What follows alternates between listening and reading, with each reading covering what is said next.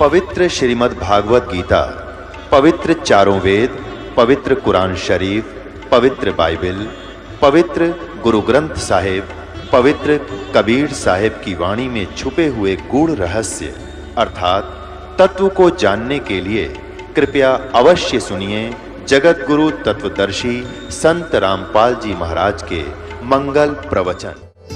स्वरूपानंद जी क्या बताते हैं देखिएगा। ये है प्रवचन प्रसून पुस्तक, प्रवचन प्रसून।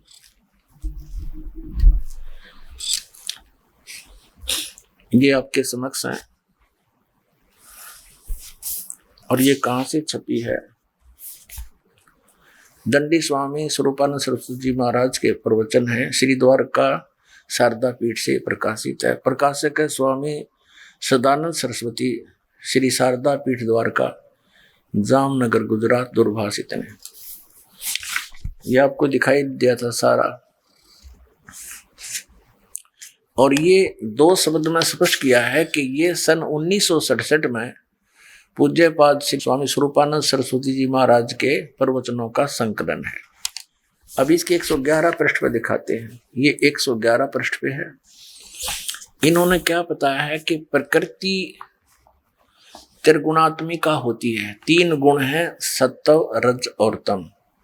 प्रकृति के 3 गुण अंतःकरण में ही भी रहते हैं, वह कर्म से घटते बढ़ते रहते हैं। ये क्या बताते हैं? प्रकृति इन 3 गुणों को कहते हैं सत्व, रजो और तम।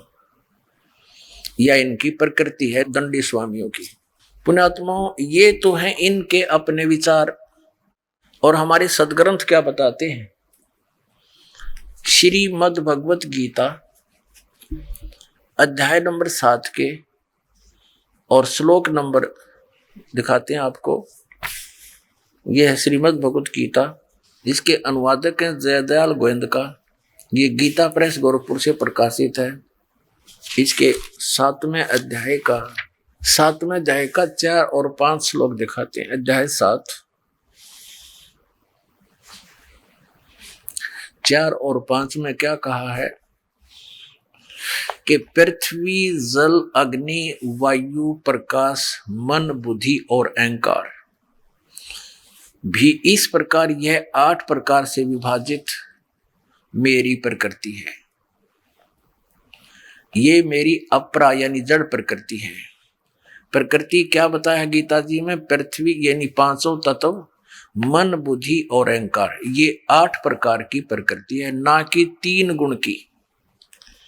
ये तो मेरी अपरा प्रकृति है। और फिर दूसरी जो है, इस जिसे संपूर्ण जगत धारण किया जाता है, वह मेरी जीव रूपा परा अर्थात चेतन प्रकृति। ये दुर्गा के विषय में, ये भी अष्टंगी है। और ये 8 अवयवों से मिलकर प्रकृति बनती है, ना कि रजगुण, सतगुण, तमगुण से। हमारे सदग्रंथ क्या बता रहे हैं? हमारे धर्मगुरु हमें क्या शिक्षा दे रहे हैं? अब इन शंकराचार्य से किसी ने प्रश्न किया कि श्री ब्रह्मा जी रजगुण है, श्री विष्णु जी सतगुण है और श्री शिव जी तमोगुण है, क्या आप सहमत हैं? तो ये कैसे घुमाते हैं, क्योंकि उनको ज्ञान तो है नहीं सदग्रंथों का। और ये कहते हैं कि हम पुराणों को सत्य मानते हैं।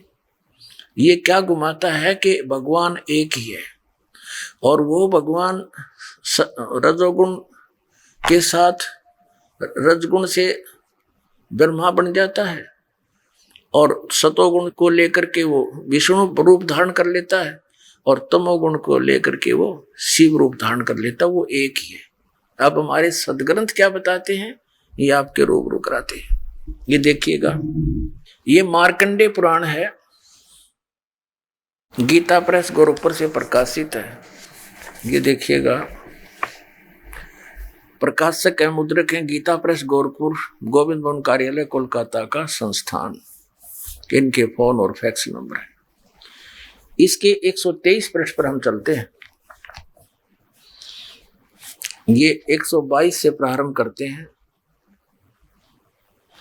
और फिर इधर 123 पर कंसेप्ट क्लियर होगा अपना। हम 122 से शुरू करते हैं। यहां से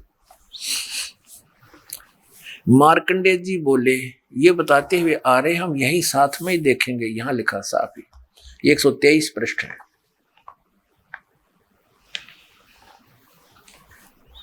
इस तरह स्वयंभू परमात्मा की 3 अवस्थाएं हैं। रजोगुण प्रधान ब्रह्मा, तमोगुण प्रधान रुद्र और सतगुण विश्वपालक विष्णु है।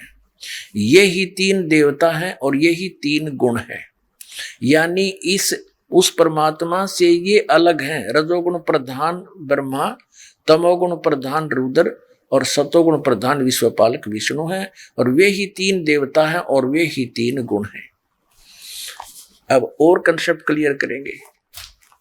इन अज्ञानियों ने इतना अज्ञान फैला दिया है कि अब इसको हटाना कितना दूभर हो रहा है, देखिएगा।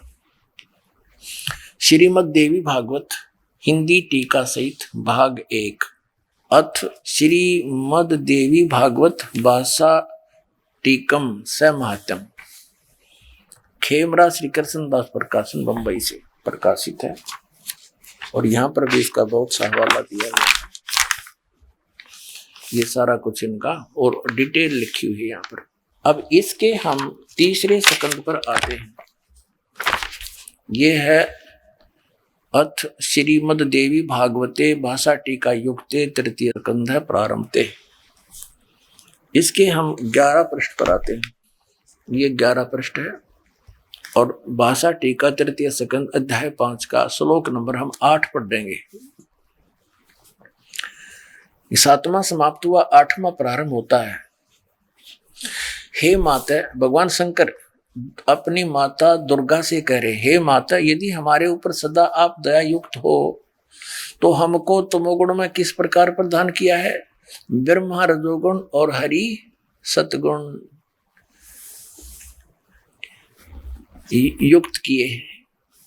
अब हम इसका संस्कृत पढ़ेंगे। इसमें संस्कृत भी साथ में है, ये और कृपा की है, यह भी हमारे पास उपलब्ध है। यदि दया धर्मना, ये 8वां श्लोक है। यदि दया धर्मना न सदाम्बिके कथम अहम विहित है। भगवान शिव बोल रहे हैं।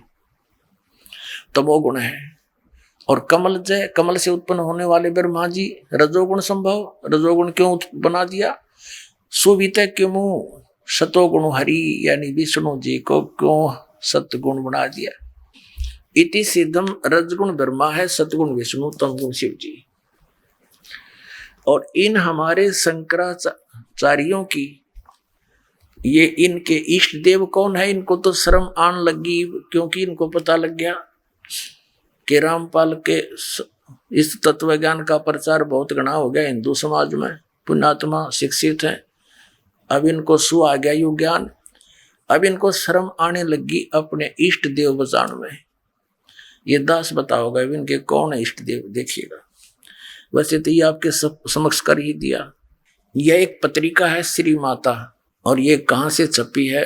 Shri Mata computers private limited, ये यहाँ से देख लियो। अब इनके ये हैं इष्ट भगवान इन शंकराचार्यों के। ये नारायण यानी विष्णु जी आपके समक्ष है, और ब्रह्मा जी ब्रह्मा और शिव भगवान सदाशिव, ये इनके सदाशिव। और इनके जो गुरु परंपरा कहाँ से चली है इसमें स्पष्ट किया है कि नारायण से वशिष्ठ हुए, वशिष्ठ के शक्ति, शक्ति के पुत्र पराशर, पराशर के व्यास, व्यास के सुक यानी सुखदेव, उसके बाद ये गौड़पद महंतम आदि गोविंद, ये अन्य इनके शिष्य। फिर यहाँ स्पष्ट किया इन्होंने कि ब्रह्मा जी के पुत्र, वैसे तो ब्रह्मा जी के पुत्र हैं भगवान, ये कौन है? वशिष्ठ जी, ब्रह्म ऋषि वशिष्ठ जी।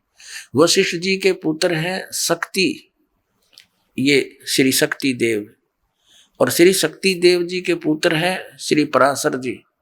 पराशर के पुत्र हैं व्यास जी, भगवान वेद व्यास जी। तो ये इनके ये शंकराचार्यों के गुरु परंपरा है। और आखिर में ये गौड़ पदाचार्य है, गोविंद भगवत पदाचार्य है, और फिर ये हैं अब इनके मुख्य श्रीमद आदि शंकराचार्य, आदि शंकर। ये हो गया कंसेप्ट क्लियर। इनके देवता कौन है? और देखिएगा आगे ये देखिएगा, ये कहां से छपी है? शुभ आशीर्वाद किसका है इसके ऊपर? अनंत ब्रह्मांड जननी कल्याणमयी करुणामयी श्री माता समन वंदन। ये हैं अनंत विभूषित ज्योतिष पीठाधीश्वर एवं द्वारका पीठाधीश्वर जगत गुरु शंकराचार्य स्वामी स्वरूपानंद जी महाराज। ये यहाँ से ये श्री माता, ये 97वां अंक है आषाढ़ पूर्णिमा का। और कौन से सन का, ये आपने देख ही लिया फर्स्ट पृष्ठ पे, ये 2009 का है, जुलाई 2009 का। अच्छा, इसमें आगे चलते हैं। इन्होंने स्पष्ट किया है ये प्रश्न नंबर 2 पर कि आवरण माने यानी ऊपर टाइटल को पेज पर, गुरु परंपरा नारायण से आरंभ होती है और हमारे गुरु पर आकर समाप्त होती है, आदि शंकराचार्य पर। आवरण पर दिए गए चित्र नारायण से लेकर भी प्रमुख गुरु हैं, उन्हीं के हैं। आदि शंकराचार्य जी शांकर परंपरा के आदि गुरु माने जाते हैं। सभी को ज्ञात है कि उन्होंने देश के 4 दिशाओं में 4 वेदों को आधार बनाकर 4 शांकर पीठों की स्थापना की, जिस पर वर्तमान में 3 जगत गुरु शंकराचार्य विराजमान है। आवरण पर यानी मुख्य पृष्ठ पर उन सब के चित्र दिए। अच्छा, अब हम ये देखिएगा, एक पुस्तक है ज्योतिर्मय ज्योतिर्मठ, ये श्री स्वरूपानंद सरस्वती जी शंकराचार्य जी। ये देखिएगा, ये ज्योतिर्मय ज्योतिर्मठ जनवरी 2007। इसके संरक्षक हैं अनंत श्री विभूषित ज्योतिष पीठाधीश्वर एवं द्वारका पीठाधीश्वर जगत गुरु शंकराचार्य स्वामी श्री स्वरूपानंद सरस्वती जी महाराज। ये संपादक, लेखक व संकलनकर्ता विष्णुदत्त शर्मा, अध्यक्ष आध्यात्मिक उत्थान मंडल दिल्ली। ये इनके परामर्शकर्ता, प्रेरणा स्रोत सुबुदानंद ब्रह्मचारी जी। मुद्रक हैं फाइन प्रिंट एंड पैक्स। प्रकाशक हैं अखिल भारतीय आध्यात्मिक उत्थान मंडल, 1/3234 गली 2 रामनगर तिवारी, मंडोली रोड, शाहदरा, दिल्ली की। ये हो गए, ठीक है। अब इसमें देखना, ये है पूज्य श्री का संदेश। ये प्रश्न नंबर 2 पर स्वरूपानंद सरस्वती जी के अपने हस्तलिखित है, इनके पैड पर। ये इनका पैड है। हमारे शांकर अद्वैत दर्शन के अनुसार भूत भौतिक प्रपंच के मूल में प्रकाश और विमर्श 2 पदार्थ हैं, जो मणि और उसकी प्रभा के समान परस्पर अभिन्न है। प्रकाश शिव और विमर्श उसकी शक्ति है, पार्वती और परमेश्वर, या त्रिपुर सुंदरी या त्रिपुर सुंदर। यानी शिव को हो तो वो त्रिपुर सुंदर है और पार्वती को त्रिपुर सुंदरी है, त्रिपुर सुंदरी। और यहां देखिए त्रिपुर सुंदरी की पूजा कर रहे हैं पार्वती की श्री स्वरूपानंद जी, 6 पृष्ठ पे। भगवती श्री राजेश्वरी त्रिपुर सुंदरी देवी, ये इसके बारे में उनका प्रवचन है। ये श्री स्वरूपानंद जी इस त्रिपुर सुंदरी यानी पार्वती की पूजा कर रहे हैं। प्रश्न नंबर 11 पे इसी पुस्तक के पत्रिका के आदि शंकराचार्य के संक्षिप्त जीवन में क्या लिखा है कि लगभग 2500 वर्ष पूर्व शंकराचार्य का जन्म हुआ। यह लिखा, गुरु परंपरागत मठों के अनुसार उनका आविर्भाव काल ईसा पूर्व 508 वर्ष माना जाता है। ये यह शब्द गलत लिखा है इन्होंने, क्योंकि 32 वर्ष की आयु में उनकी मृत्यु हो गई थी, वो संसार छोड़कर चले गए थे। तो 508 में 32 कम कर दें तो 476 रह जाते हैं। तो ये दोनों उनका जन्म और मृत्यु समय इकट्ठा लिख दिया। यानी ईसा काल, ईसा से उनका आविर्भाव माने जन्म समय 508 वर्ष ईसा जी से पहले है, ये इनका ये है। और उनकी मृत्यु फिर 32 वर्ष के बाद होगी। तो ऐसे घटते हैं ये जब तक ईसा सन तक नहीं आते। तो आज सन 2012 में हम गिने तो श्री शंकराचार्य जी का जन्म आज से 2520 वर्ष पहले हुआ। ठीक हो गया। और उधर से इन्होंने लिखा है हिमालय तीर्थ नामक एक पुस्तक के पृष्ठ 42 पर के उनके शिव रहस्य नामक पुस्तक में लिखा है कि भगवान आदि शंकराचार्य का जन्म कलयुग के 3000 वर्ष बीतने के पश्चात होगा, भविष्यवाणी थी। तो 3000 प्लस में आज 2520 मिला दें तो 5520 वर्ष आज कलयुग बीत चुका है। पुण्यात्माओं, इन तीनों गुणों की भक्ति यानी रजगुण ब्रह्मा, सतगुण विष्णु, तमगुण शिव जी, इन तीनों गुणों की भक्ति करने वालों को इस पवित्र श्रीमद् भगवद गीता में क्या संज्ञा दी गई है, इसकी एक झलक दिखाते हैं आपको। अब ये कंसेप्ट क्लियर हो गया कि रजगुण ब्रह्मा, सतगुण विष्णु, तमगुण शिव जी है। ये तो बात खत्म होगी। एक और छोटा सा दिखाते हैं। ये देखिएगा, श्री शिव पुराण, ये कहां से प्रकाशित है? सचित्र मोटा टाइप, हनुमान प्रसाद पोदार इसके संपादक हैं। गीता प्रेस गोरखपुर से ये प्रकाशित है और मुद्रित है, वहीं से मुद्रित और प्रकाशित है। इसके 110 पृष्ठ पर आपको दिखाते हैं।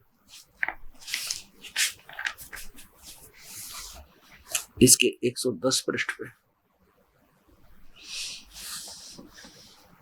9वां अध्याय है रुद्र संहिता। रुद्र संहिता का 9वां अध्याय है। इस पे लिखा है कि इस प्रकार ब्रह्मा, विष्णु तथा रुद्र, इन 3 देवताओं में गुण हैं, परंतु शिव गुणातीत माने गए हैं। अब जो शंकराचार्य ये कहते हैं कि एक ही भगवान है और वही सतोगुण को लेकर के विष्णु बन जाता है, विष्णु का रूप धारण कर लेता है, वही रजोगुण को लेकर ब्रह्मा का बन जाता है, वही सतोगुण लेकर के शंकर बन जाता है। इसमें स्पष्ट किया है कि वो तो गुणातीत है और ये 3 देवता न्यारे हैं, ये इसके पुत्र हैं। जैसे एक प्रसंग ये भी आया था कि हमारे शंकराचार्य जी, हमारे धर्म गुरु कहते हैं कि हमारे श्री कृष्ण और श्री राम ये स्वयं परमात्मा हैं और ईसा तो परमात्मा का पुत्र था और मोहम्मद साहब ये पैगंबर था, रसूल था, संदेश वाहक था, भगवान नहीं थे। और हमारे स्वयं कृष्ण और विष्णु स्वयं भगवान है। अभी ये भी भगवान के पुत्र थे, तुम्हारे भगवान भी। अभी दिखाते हैं, कंसेप्ट क्लियर करते हैं। इसी शिव पुराण को आपके रूबरू करते हैं 98 पृष्ठ तक। रुद्र संहिता, ये देखिएगा, रुद्र संहिता 98वां पृष्ठ पे संक्षिप्त शिव पुराण, इसके 5वें अध्याय के लास्ट से लेते हैं, आगे क्रम बन जाता है इसका। अपने पुत्र नारद की यह बात सुनकर लोक पिता में ब्रह्मा वहां इस प्रकार बोले। अध्याय 5, अब यहां देखिए, ब्रह्मा, ये 6वां अध्याय शुरू हो गया रुद्र संहिता का और ये 99वें पृष्ठ पे हम पढ़ रहे हैं, 99। गीता प्रेस गोरखपुर से प्रकाशित है। ब्रह्मा जी ने कहा कि ब्राह्मण देव श्रोमणे, तुम सदा समस्त जगत के उपकार में लगे रहते हो। तुमने लोगों के हित की कामना से बहुत उत्तम बात पूछी है। जिस समय समस्त जगत नष्ट हो गया था, वहां कुछ भी नहीं था, न सूर्य दिखता था और न चंद्रमा, अन्य ग्रहों का भी कुछ पता नहीं था, उसकी भी सत्ता नहीं थी। यहाँ देखते उस समय सत तत्सद ब्रह्म, इस श्रुति में जो सत सुना जाता है एकमात्र वही शेष था। अच्छा आगे देखिए 100 पृष्ठ पे, जिस पर ब्रह्म के विषय में ज्ञान और अज्ञान से पूर्ण उक्तियों द्वारा इस प्रकार विकल्प किए जाते हैं, उसने कुछ काल के बाद द्वितीय की इच्छा प्रकट की। उसके भीतर एक से अनेक होने के संकल्प उदित हुआ। तब उस निराकार परमात्मा ने अपनी लीला शक्ति से अपने लिए मूर्ति की कल्पना की। जो मूर्ति रहित परम ब्रह्म है, उसकी मूर्ति ये भगवान सदाशिव हैं, यानी भगवान सदाशिव वही इनका परम ब्रह्म परमात्मा है। अर्वाचीन और प्राचीन विद्वान उन्हीं को ईश्वर कहते हैं। उस समय एकाकी रहकर स्वेच्छानुसार विहार करने वाले उस सदाशिव ने अपने विग्रह से स्वयं ही एक स्वरूप भूता शक्ति की सृष्टि की, जो उनके अपने श्रीअंग से कभी अलग होने वाली नहीं थी। उस पराशक्ति को प्रधान प्रकृति गुणवती माया बुद्धि तत्व की जननी विकार रहित बताया गया है। वह शक्ति अंबिका कही गई है। उसी को प्रकृति, देखो ये अंबिका जो श्री विष्णु, इस सदाशिव यानी इसको हम काल कहते हैं, जो काल है जिसने गीता का ज्ञान बोला, यह ब्रह्मा विष्णु महेश का पिता है।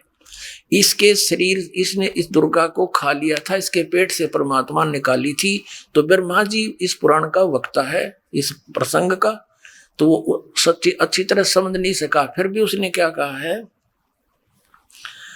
कि उन सदाशिव ने अपने विग्रह माने शरीर से स्वयं ही एक स्वरूप भूता शक्ति की सृष्टि की, जो उनके अपने श्रीअंग से कभी अलग होने वाली नहीं थी। वो जो उसके शरीर से निकली शिव जी के, वो सदाशिव यानी काल के, वो कौन थी? वह शक्ति अंबिका कही गई है। उसी को प्रकृति सर्वेश्वरी और त्रिदेव जननी ब्रह्मा विष्णु महेश की उत्पन्न करने वाली नित्ता और मूल कारण भी कहते हैं। सदाशिव द्वारा प्रकट की गई उस शक्ति के 8 भुजाएं हैं। क्लियर हो गया कि दुर्गा को प्रकृति भी कहते हैं। ये तीनों देवताओं की माता है, उत्पत्ति करने वाली है। उसकी 8 भुजाएं हैं। नाना प्रकार के आभूषण उसके श्रीअंग की शोभा बढ़ाते हैं। वह देवी नाना प्रकार की गतियों से संपन्न है और अनेक प्रकार के अस्त्र शस्त्र धारण करती है। एकाएकिनी होकर भी वह माया संयोग वसात अनेक हो जाती है। वे जो सदाशिव हैं उन्हें परम पुरुष ईश्वर शिव शंभु और महेश्वर कहते हैं। अब हम 101 पृष्ठ पर पढ़ रहे हैं, रुद्र संहिता का ये 6वां अध्याय। वे अपने सारे अंगों पर, अब सदाशिव के बारे में बता रहे हैं वो कौन है। वे अपने सारे अंगों पर भस्म रमाए रहते हैं। उन काल रूपी ब्रह्म ने, ओहो, इसको काल रूपी ब्रह्म कहो, सदाशिव कहो, वो काल रूपी ब्रह्म ने एक ही समय शक्ति के साथ नाथ नहीं है, शिवलोक नामक अक्षेत्र का निर्माण किया था।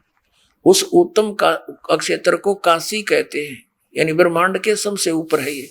वह परम निर्वाण व मोक्ष का स्थान है जो सबके ऊपर विराजमान है। वे प्रिय और प्रियतम शक्ति और शिव, यानी ये शक्ति दुर्गा, शिव ये काल है, वे परमानंद स्वरूप हैं। उस मनोरम अक्षेत्र में नित्य निवास करते हैं।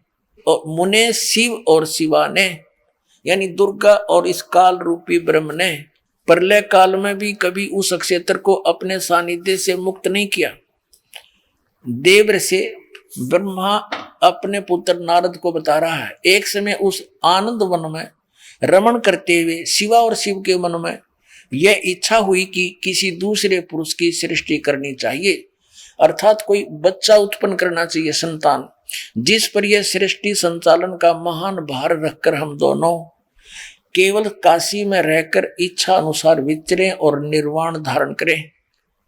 ऐसा निश्चय करके शक्ति सहित सर्वव्यापी परमेश्वर शिव ने अपने वाम भाग के 10वें अंग पर अमृत मल दिया। शक्ति सहित दुर्गा के साथ सृष्टि कर्म किया, पति पत्नी व्यवहार। फिर तो वहां से एक पुरुष प्रकट हुआ। उसका नाम क्या रखा उस बालक का? यह अपने 101 पर पढ़ा, 101 पर पढ़ा। अब 102 पढ़ाते हैं। 102 पर आप देखोगे, यहां देखिएगा। उस काल भगवान ने कहा सदाशिव ने, वत्स, व्यापक होने के कारण तुम्हारा विष्णु नाम विख्यात हुआ। अब यहां देखो, बिल्कुल इसके सामने ये 6वां अध्याय समाप्त हुआ। अब 7वां प्रारंभ होता है, ये रुद्र संहिता।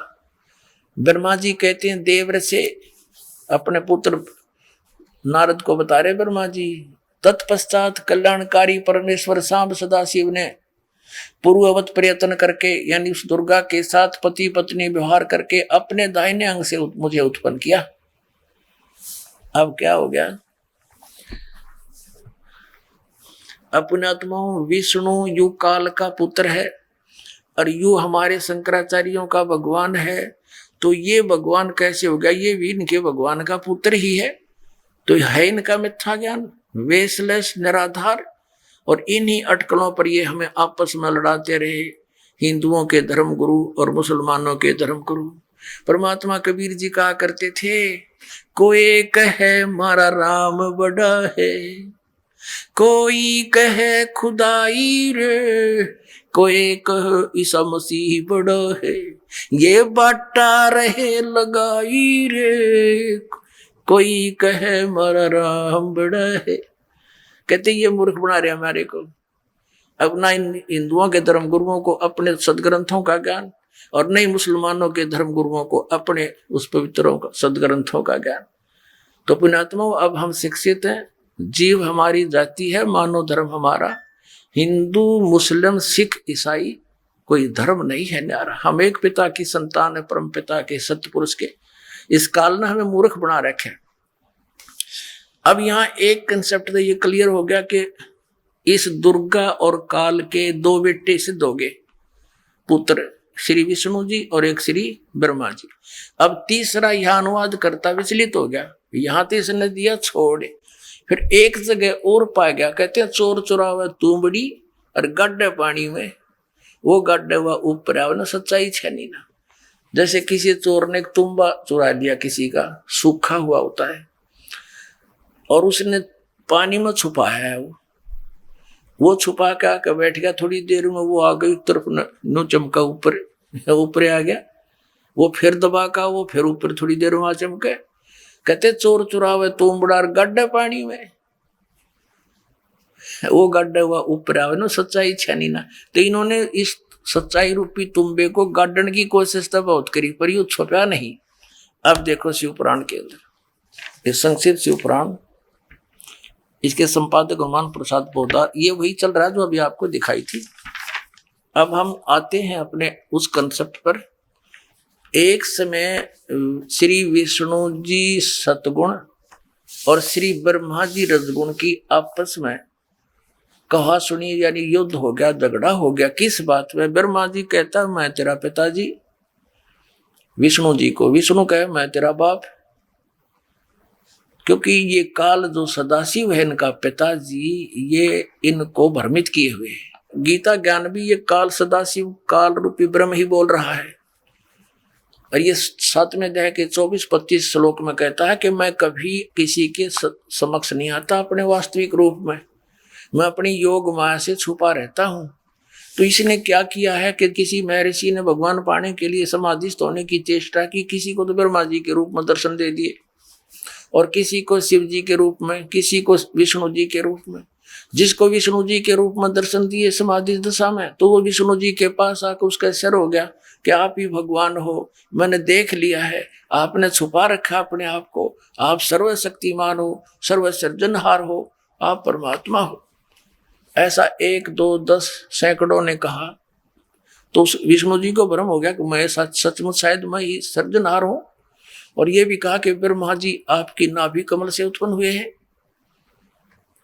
उधर से उसने जिसको ब्रह्मा जी के रूप में दर्शन दिए, उसने श्री ब्रह्मा जी को आवाज़ दी, आप सचमुच परमात्मा हो, आप जगत के पिता हो, जगत पालक हो, सर्वशक्तिमान तुम ही हो। इस बात का भ्रम श्री ब्रह्मा जी को हो गया। फिर किसी ने शंकर जी के रूप में देख लिया, तो उसने शंकर जी की महिमा गा दी कि भगवान शिव स्वयं पूर्ण परमात्मा है, अजर व अमर है, मृत्युंजय है, कालज्ञ है, ये सर्वशक्तिमान है। तो ऐसे इसने इन सबको भ्रमित कर दिया। अब जैसा ये इसने प्रतिज्ञा कर रखी कि मैं कभी किसी के समक्ष अपने वास्तविक रूप में नहीं आऊंगा, क्योंकि श्रीमद् भगवत गीता का ज्ञान देते समय इसने जो विराट रूप दिखाया, तो अर्जुन को कहा था ये है मेरा विराट रूप। 11वें अध्याय के 32वें श्लोक में कहा कि मैं काल हूं और इन सब को नाश करने के लिए प्रवृत्त हुआ हूं, अब आया हूं। 11वें अध्याय के 47 और 48 श्लोक में स्पष्ट किया है कि ये मेरा जो रूप तूने देखा, ये मेरा रूप है वास्तविक इस काल का। और कहता है मेरी प्राप्ति यानी रूप के दर्शन, भगवान प्राप्ति, ना वेदों वर्णित विधि से, ना गीता, ना किसी तप से, ना जप से, और ना किसी क्रिया से, किसी को नहीं हो सकते तेरे अतिरिक्त। ना पहले किसी ने देखा, ना आगे कोई देख सकता। आगे फिर क्या कहा कि चतुर्भुज, वो अपने चतुर्भुज रूप में आगे श्री विष्णु रूप दिखा दिया। ये कुछ भी रूप बना सकता है ये काल। तो फिर कहा कि चतुर्भुज रूप के दर्शन भी किसी वेदों में वर्णित विधि से, ना जप से, ना तप से, किसी क्रिया से नहीं हो सकते, ये मेरी कृपा से ही किसी को हो सकते। तो ऐसे ये किसी को ब्रह्मा जी के रूप में दर्शन दे दे, कभी किसी को विष्णु जी के रूप में दर्शन दे देता है, किसी को शिव रूप में दर्शन दे देता है, ऐसा ही। तो इन दोनों को भ्रम हो गया। ब्रह्मा जी ने सोच लिया I am God, Vishnu ji ने सोच लिया मैं ही परमात्मा हूं, करता हूं। इन दोनों का रोड़ा हो गया, झगड़ा हो गया। इन दोनों का युद्ध समाप्त करने के लिए इनके पिता ने, इस सदा शिव काल ने, काल रूपी ब्रह्म ने इनके बीच में एक तेजों में पिल्लर स्तंभ गाड़ दिया। ये युद्ध तब भूल गए, उसका ऊपर नीचे खोजने लग गए। फिर ये स्वयं अपने पुत्र शिव का रूप धारण करके खड़ा हो गया आके। ये ऐसे आता है, अपने वास्तविक रूप में कभी प्रकट नहीं होता। इसने प्रतिज्ञा कर रखी है गीता जी के 7वें अध्याय के 24 और 25 में कि ये मूर्ख जन समुदाय मुझे कृष्ण मान रहा होगा। मुझ अव्यक्तम व्यक्तिम आपना मनन्ते, मुझ अव्यक्त को मुझे कृष्ण रूप में व्यक्ति आया मान रहे होंगे। आई एम नॉट कृष्ण, मैं अपनी योग माया से छुपा रहता हूं, मैं कभी किसी के समक्ष नहीं होता। ये मेरा अटल अनुतम अवय, यानी अवय माने अविनाशी नियम है, विधान है, घटिया नियम है। क्योंकि जो पिता अपने पुत्रों से छुप रहा हो घटिया है, कभी सामने नहीं आता, उसमें दोष है कोई ना कोई। क्योंकि ये 1 लाख मानव शरीरधारियों को नित खाता है, इस कारण से छुप के रहता है। अब यहां प्रसंग चल रहा है कि ब्रह्मा विष्णु महेश और शिव इनका पिता है यु सदा काल रूपी ब्रह्म। अब देखियो, तो इन दोनों के बीच में स्वयं आकर के इनको ज्ञान देने लगा। फिर देखिए, ये है पृष्ठ 24 पे, ये ब्रह्मा विष्णु महेश के युद्ध हो रहा था। इनके बीच में यो पिल्लर स्तंभ, यो लिंग खड़ा कर दिया तेजों में। अब 25 पर हम पढ़ेंगे। तो इन्होंने दोनों ने, ब्रह्मा जी और विष्णु जी ने आपस में इनसे कुछ प्रश्न किए इस काल रूपी ब्रह्म से। ब्रह्मा और विष्णु ने पूछा, प्रभु सृष्टि आदि 5 कर्तव्य के लक्षण क्या है, ये हम दोनों को बताइए। भगवान शिव बोले, फिर वो बताने लग गया। अब हम अपने मतलब की बात पढ़ेंगे। अब 26 पे आ जाते हैं।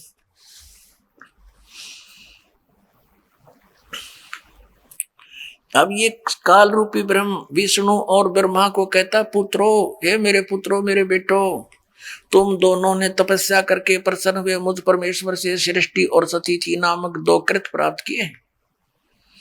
ये दोनों तुम्हें बहुत प्रिय है। इसी प्रकार मेरी विभूति स्वरूप रुद्र और महेश्वर ने, ये मैं नहीं है, 2 उत्तम अन्य कृत संहार और तिरोभाव प्राप्त मुझसे प्राप्त किए, परंतु अनुग्रह नामक कृत दूसरा कोई प्राप्त नहीं कर सकता। अब देखो, ये 2 पुत्र थे, विष्णु और ब्रह्मा हो गए, रुद्र और महेश्वर ये न्यारे हो गए। ब्रह्मा और विष्णु ने तो सृष्टि और सतिथि नामक 2 जॉब दे रखी, इसने 2 विभाग दे दिए। और रुद्र और महेश्वर ये 4, इनसे अलग है ये वक्ता, ये इनका पिता है। अब हम यहाँ इतना स्पष्ट करना चाहते हैं। अब यहां इसने इनको ये भी कहा कि तुम भगवान नहीं हो, तुम भगवान नहीं हो। देखिए, ये तो केवल हिंदी वाली, देखिए अपने गीता प्रेस गोरखपुर से प्रकाशित पवित्र शिव पुराण। अब जिसमें संस्कृत भी विद्यमान है वो आपके रूबरू कराते हैं पवित्र शिव पुराण। ये क्या बताते हैं? शिव महापुराण हिंदी टीका सहित भाग 1, श्री शिव महापुराण, विधि अवरिधि पंडित ज्वाला प्रसाद जी मिश्र कृत हिंदी टीका सहित, खेमरा श्री कृष्ण दास प्रकाशन बंबई, ये यहाँ मुंबई यहाँ से छपी। और वो डिटेल लिखी यहाँ पर, खेमचंद कृष्ण दास की ये सारी डिटेल इस पर, ये कहाँ से मुद्रिक प्रकाशक ये हैं। अब इसके हम आते हैं ये 11 पृष्ठ पे, विद्वेश्वर संहिता, वो भी विद्वेश्वर संहिता हमने पढ़ी 11 पे। विद्वेश्वर संहिता भाग 1 अध्याय 6 का यहां पर नंदी केश्वर बोले,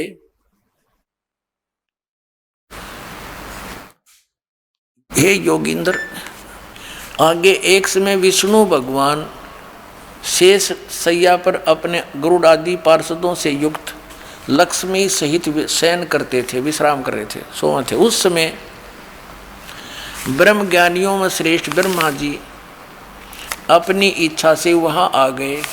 सब प्रकार सुंदर सेज पर शयन करते हुए कमल लोचन विष्णु जी से पूछने लगे।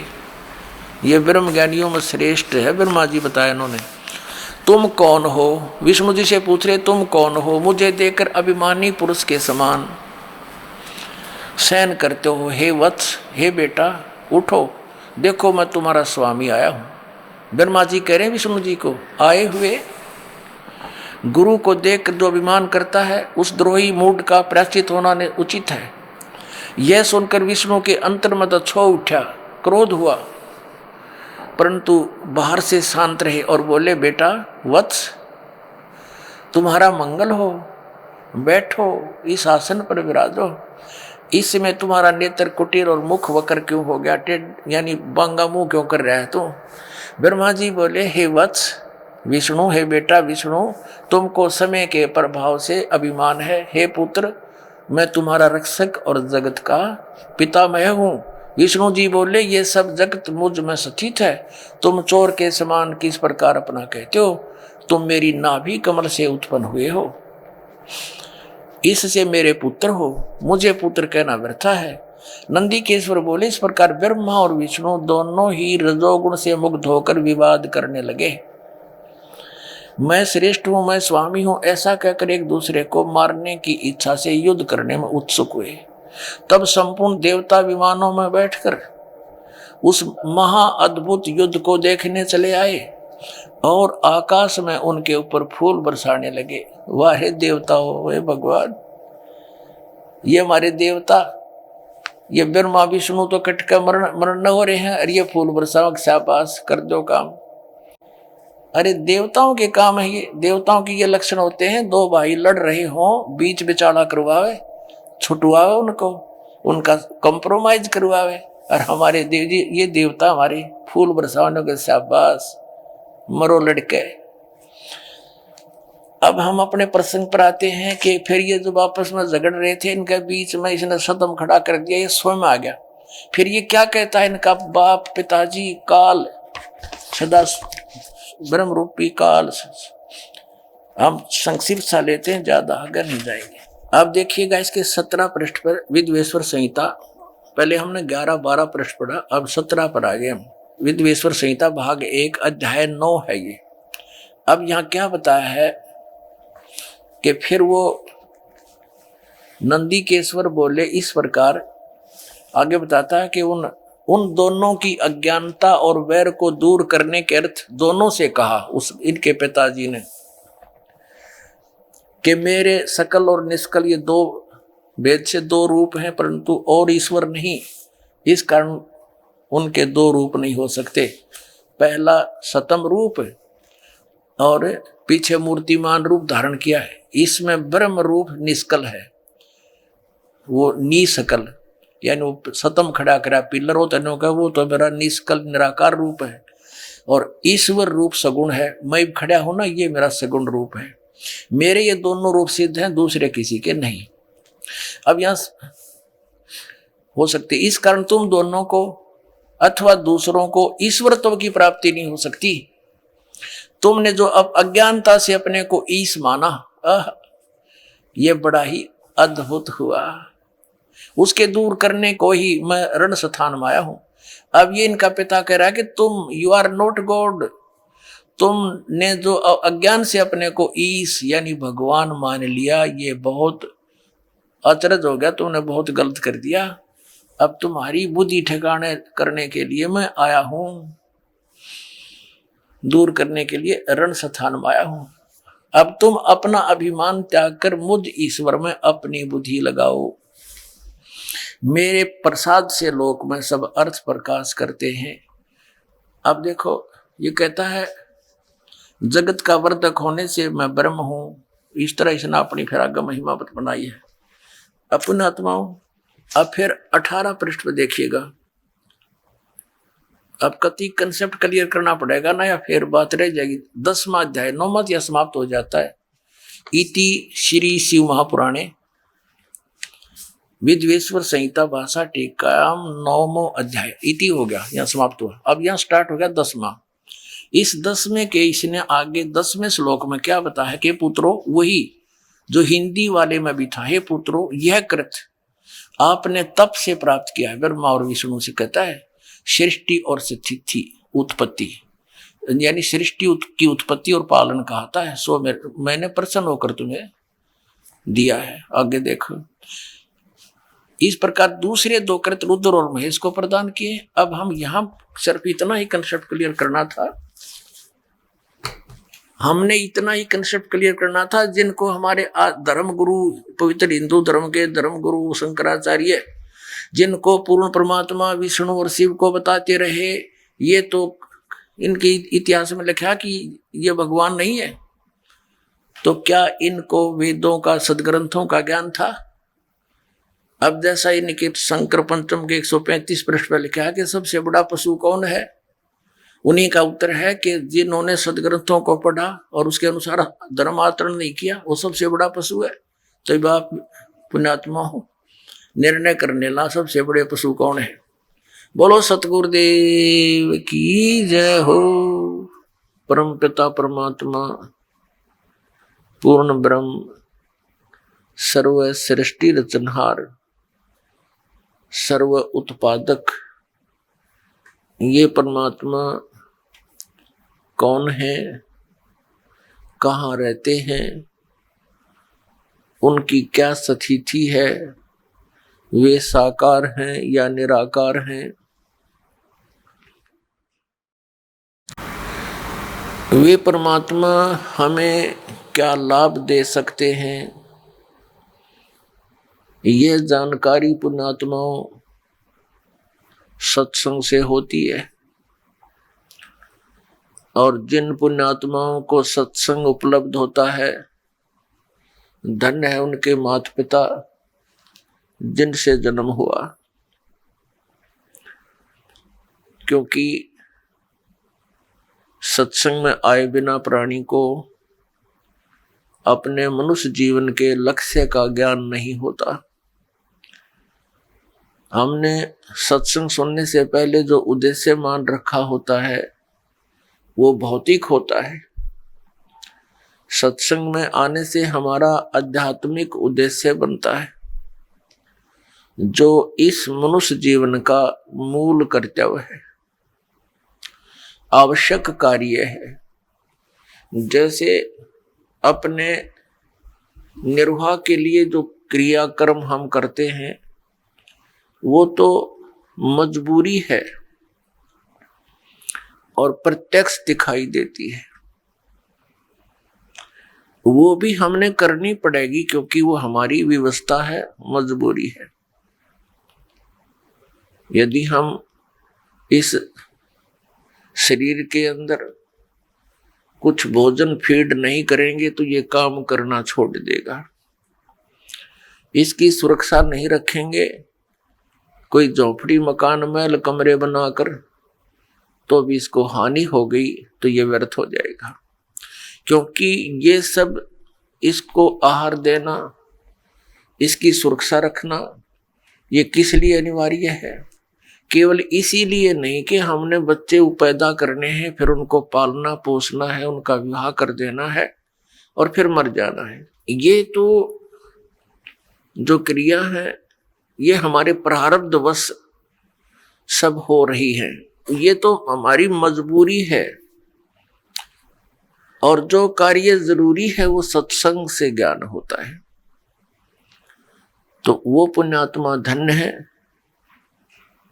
जो सत्संग के अंदर आकर के इस अध्यात्म मार्ग को ध्यान पूर्वक सुनते हैं। कुछ एक सत्संग में भी आते हैं, यहां बैठकर भी अन्य ही चिंतन करते रहते हैं, क्योंकि हमारे ऊपर इतना प्रेशर डाल रखा है इस काल भगवान ने, ऐसी परंपराएं बनवा दी हमारी कि हम सारा जीवन उन्हीं को पूरा करने में मर जाते हैं। जैसे बड़ी बड़ी कोठियां बनाना, विवाह के अंदर एक विशेष ड्रामा करना, एक से बढ़कर एक दान लेना और देना हमने एक परम कर्तव्य मान लिया, एक शोभा मान ली जो हमारी शत्रु है। अध्यात्म मार्ग में सबसे बड़ी शत्रु है ये वस्तु जो हम सर्व अधिक करते हैं। एक प्लाट ले लिया, संतुष्टि नहीं, दूसरा और ले लूं। एक कोठी बना ली, संतुष्टि नहीं, एक और बना दूं।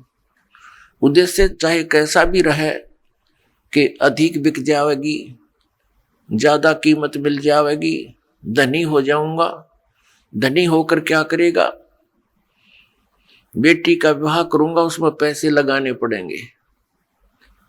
कोठी और बना लूंगा, दुनिया में शान बन जाएगी। इसी जोड़ तोड़ में मृत्यु हो जाती है। ना वह कोठी काम आई, ना ही वो चिंतन काम आया। फिर कुत्ता बनकर वहीं पर सैर सपट्टे कर रहा है उस कोठी के आसपास, उसमें कोई घुसने नहीं देगा। फिर तो पुण्यात्माओं, सत्संग में आने से प्राणी को ज्ञान होता है कि हम क्या कर रहे हैं, हमने करना क्या चाहिए था। तो फिर हमारी दिशा बदल जाएगी और दिशा बदलने के बाद फिर हम उस क्रिया को करेंगे जो मनुष्य जीवन की आवश्यक है। इसके साथ साथ जो निर्वाह के लिए कर्म है वो भी करेंगे, ये अनिवार्य है। वो हमारा एक आवश्यकता है हमारी उसकी शरीर निर्वाह के लिए, तो उसको भी हम मिनिमाइज करेंगे, तभी हम भक्ति कर पाएंगे। बच्चों का विवाह भगवान ने करके भेजा होता है, ये आपकी भूल है कि हम ही उसका संयोग जोड़ते हैं। एक पुत्री के वर खोजने के लिए 3-3, 4-4 वर्ष भटकता रहता है व्यक्ति, और जब समय आता है परमात्मा अपने आप संयोग जोड़ देता है। तो उसके बाद फिर ड्रामाबाजी हमारी रह जाती है। पता नहीं क्या क्या उसके उपलक्ष्य में हम 36 फंड करते हैं, कहीं डीजे बजाते हैं, पता नहीं क्या क्या सामान खरीद के दिखाना, लोग दिखावा, फ्रिज है, कूलर है, फलाना है, दकड़ा है, मशीन है, और वो आगे सारा कति काम नहीं आती। 20 वर्ष तक पड़ी पड़ी जरे वहां पर।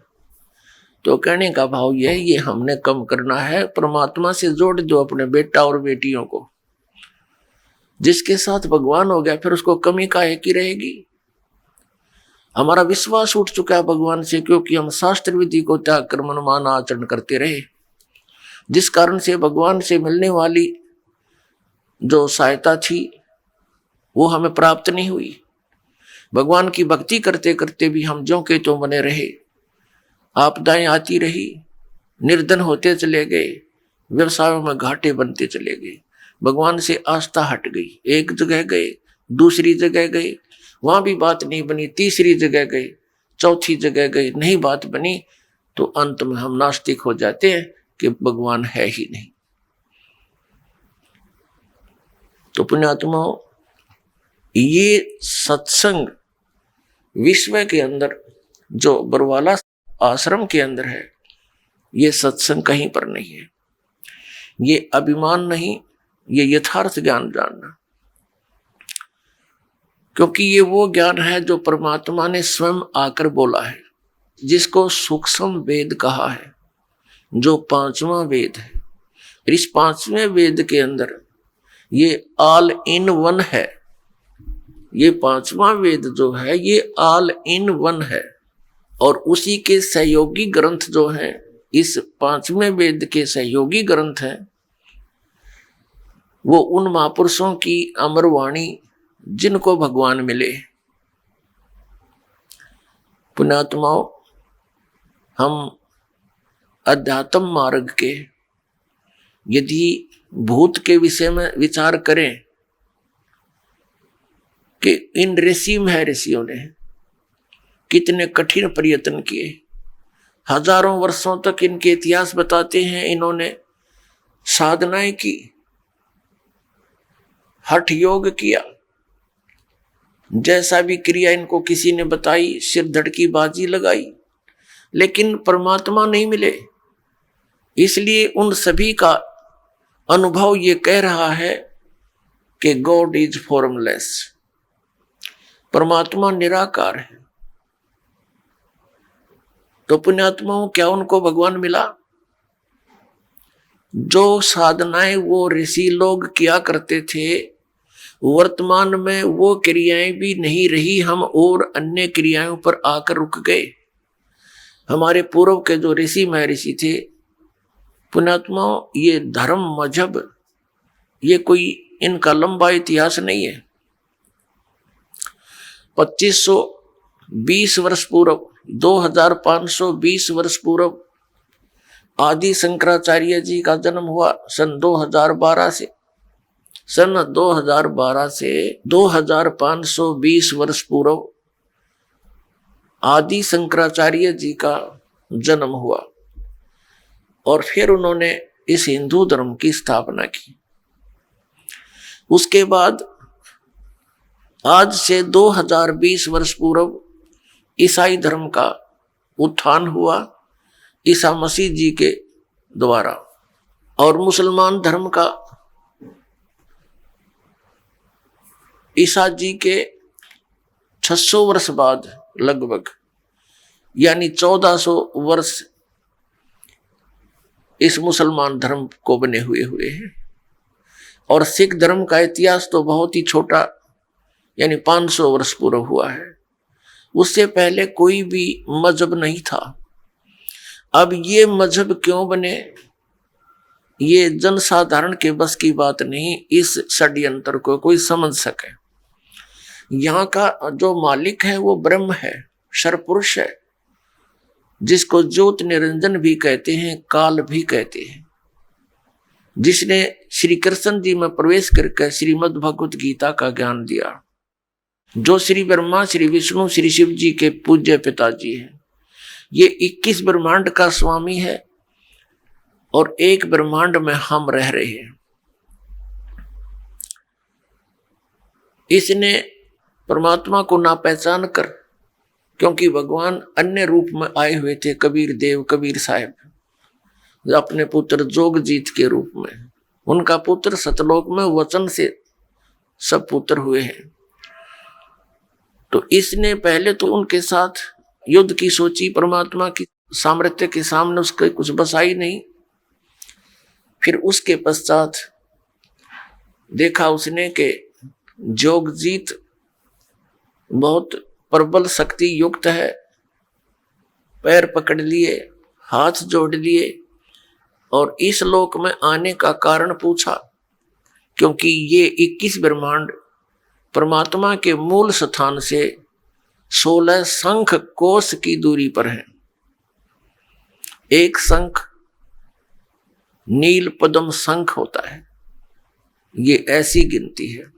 तो जब इस काल भगवान ने, जो यहाँ का स्वामी है, जिसने ये मजहब बना दिए ईब कलयुग में, तब उसने पूछा कि आप जोगजीत बड़े भाई, क्योंकि ये काल भी उस परमेश्वर का ही पुत्र है, ये बागी हो गया, इसने वहां बहुत बकवाद कर दी, जिस कारण से इसको निष्कासित कर दिया।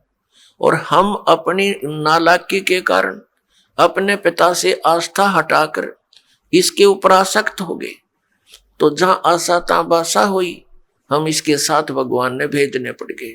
हम अपनी इच्छा से यहाँ आ गए, जबकि परम पिता ने यहाँ होने वाले कष्टों से हमें आगाह भी करा दिया था, लेकिन हम माने नहीं, आसक्त हो गए थे, जिस कारण से हम यहाँ फंस गए। तो जब हम यहाँ बहुत दुखी हुए, क्योंकि हम उस परम पिता कबीर भगवान के परम अक्षर ब्रह्म के पुत्र हैं, सभी चींटी से लेकर हाथी तक जितने भी स्त्री या पुरुष हैं, मनुष्य जीवन है, मानव है, ये सभी उस परमात्मा की आत्माएं हैं।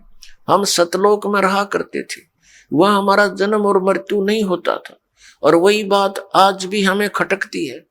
हम यहाँ कितने ही कष्ट उठा रहे हैं, नो प्रॉब्लम, लेकिन हम मरते हैं, ये भारी प्रॉब्लम। हम वृद्ध होते हैं, ये सबसे बड़ा बुरा लगता है हमें।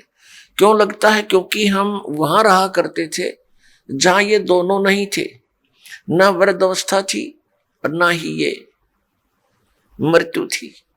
अब देखो, हम मुश्किल से तो एक मकान बनावे, फिर परिवार हुआ, उसमें मोह ममता कितने प्यार से हम रहते हैं, और एकदम मृत्यु हो जाती है। बताइए कोई बात हुई? ये को रहने का स्थान है? आंखें बंद कर रखी हमारी इस काल ने, क्योंकि हम इससे आगे सोच नहीं सकते, ऐसी बुद्धि बांध दी हमारी। तो इस ज्ञान को देने के लिए परमात्मा स्वयं आते हैं। जब हम यहाँ दुखी देखे उस परमात्मा, क्योंकि जिसके बच्चे बेटा बेटी दुखी हो जाते हैं वो माता पिता चैन से नहीं रह सकते। पार ना बसावे वो अलग बात है, लेकिन रो तो सकते ही हैं।